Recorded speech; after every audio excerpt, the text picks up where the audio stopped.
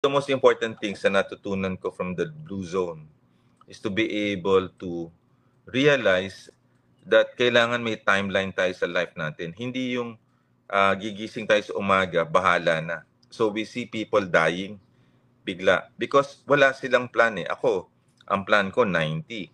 So I expect to live more than 20 years pa.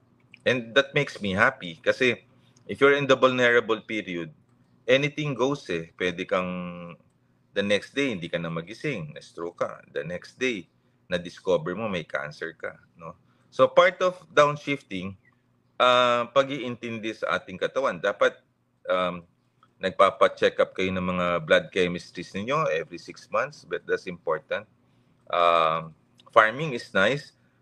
Yan, sa taga-probinsya, farming. Napaka-importante. May pasyente ako, 78 years old the other day, nagte-tennis pa. O, yung mga sports na pwede kayo ma-fracture, wag na yon. Let's say basketball, hindi yun para sa atin. Marami akong pasyente rin nagba-badminton, yun less stressful, or ping pong. Those are important things, no?